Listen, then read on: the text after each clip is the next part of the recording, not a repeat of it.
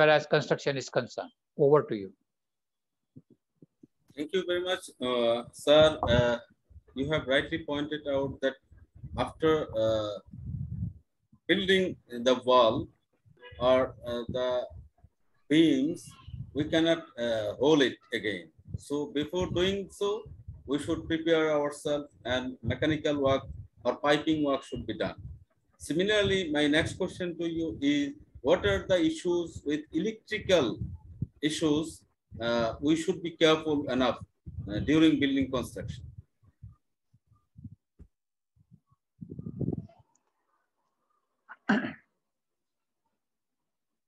Okay.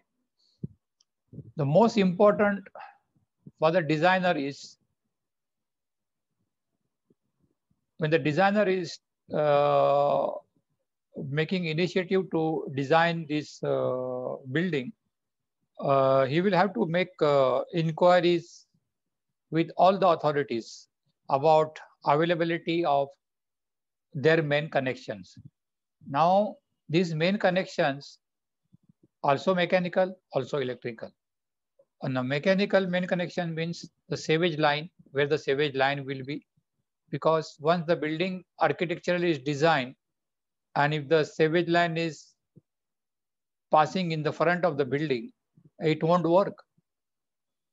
Okay.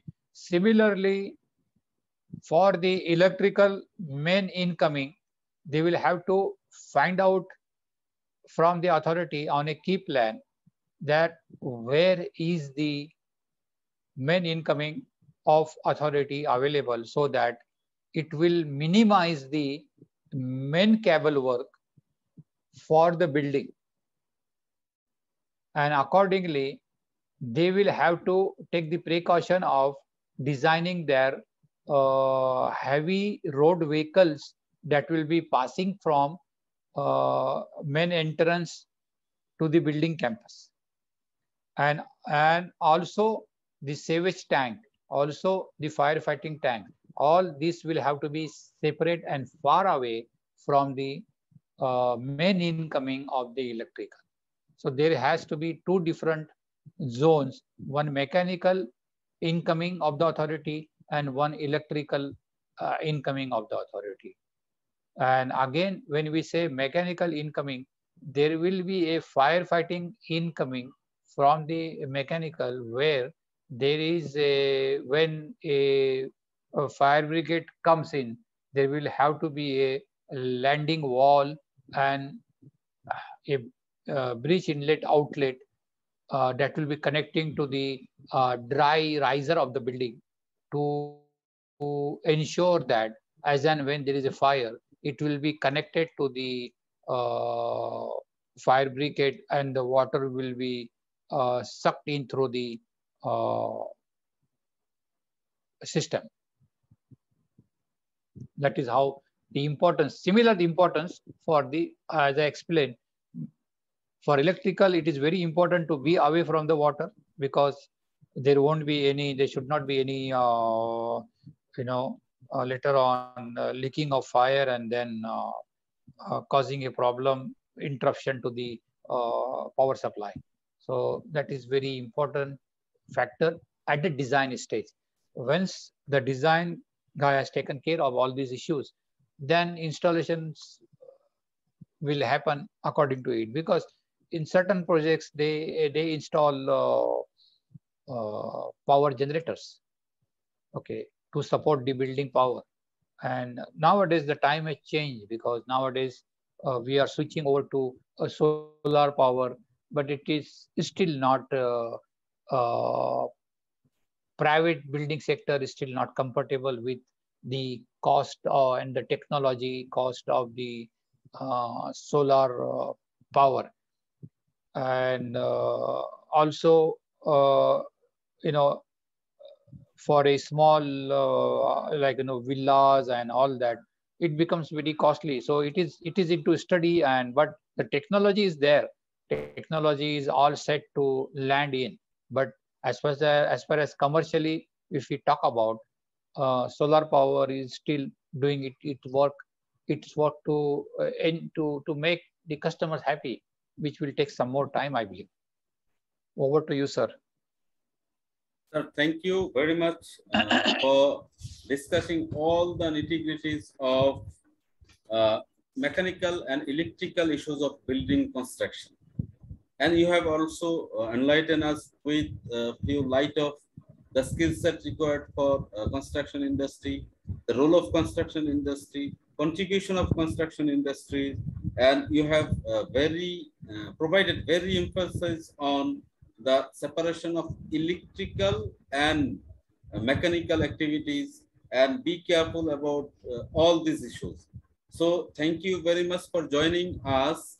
And my last question, this is not question actually, it is a request. Could you please sum up all the information you wanted to give us to me and as well as my audience through this particular discussion? Could you please sum up all these issues within next 2 minutes, sir? Yeah, sure. It's my pleasure. Thank you very much for the invitation, and I'm really delighted to speak to you. And I will summarize. I will just say what I look at it with my experience. There has to be a norm for the construction, number one, and the norm will have its own list that will start from designing to the Sir, that may will I be carried interrupt out you? from Yeah. designing. Yeah, please. Yeah, actually, I was forgot to ask you. You have emphasized there should be a norm. So in every country there is a code that is called building code. For example, in Bangladesh we have National Building Code. So here in this particular document, you will find all the policies, all the requirement, or the compliance issues are relevant to building construction. So I am very pretty sure that there are some countries, they have even a more elaborate construction building code. So what is the difference between the existing national building code and you are saying about the norms of construction? Okay. I will give you norm of construction. Why I call it norm? Every country has to define its own norm. Whatever your country has it, they should ensure that this norm should have a list of 1 to 12 or 1 to 200 items that will be required for a developer to submit before applying for a building construction permit. So building construction permit should be made mandatory with all these requirements so that a developer has read and understood that this is how the government will be looking at it. Government will be interfering in the construction as and when they want to cross check, okay? And it will be compulsory for a developer to hire a consultant, no matter whether it is a residential building, no matter if it is a hospital or hotel or university building. Requirement of hiring just an architect,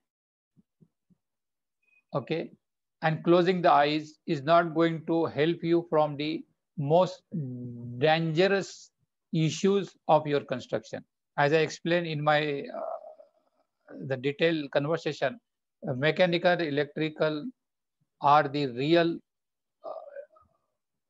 systems that can create any kind of danger to your construction of whatever quality you make it. Okay, so hiring MEP consultant, mechanical and electrical consultant combinedly or separately should be made mandatory. Okay, and the design approval authority should be given to the consultant, and the firefighting authority should be kept with the government civil defense department. Civil defense department should have rights over the firefighting design of the property developed, because that is really a life-taking issue. Okay, if there is any mistake, people can die. Okay, and that has to be controlled by the Civil Defense Authority. Similarly, CCTV access control, this authority should be given to the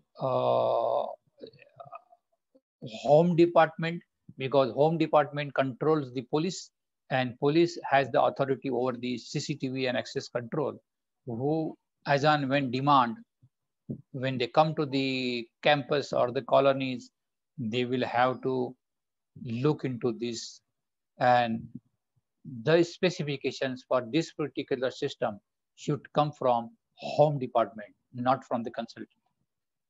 Or rather, consultant should comply the requirements of Home Department to implement CCTV on the projects. Electrical, always there is a power supply company, either by supported by government or partially supported by government.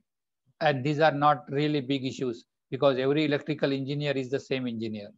He will talk the same language at what electrical engineer of the government department is talking. But giving the approval for power consumption, okay, what is the size of the project, this really does not matter for residential projects, because they are going to collect the electricity bill from there.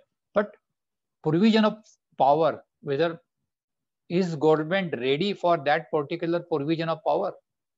Okay, earlier there was ground plus 2 building, now you are building a ground plus 22-story tower. Suddenly number of doors will jump from 5 keys to 500 keys. We are talking about power increased 10 times. Is government ready to give that power? Is that zone available with that kind of feeder required to give the main incoming? So all these issues are advance intimation to government, because this is where I said government should start implementing, make compulsory, mandatory hiring MEP consultants on every projects, and let the consultant talk to the government department for informing about such developments, that a 2-story building is now going to be a 22-story buildings, where earlier there were 5 keys, now they're going to be 500 keys. Earlier the power requirement was 10 kilowatt, now it is going to be 500 kilowatts. So all this advance intimation, government will get it, and government will take its own time to reschedule that particular zone of power, where earlier it was 10 kilowatt, now going to be 500 kilowatts. And then they will be ready to supply you that particular power in a specific date.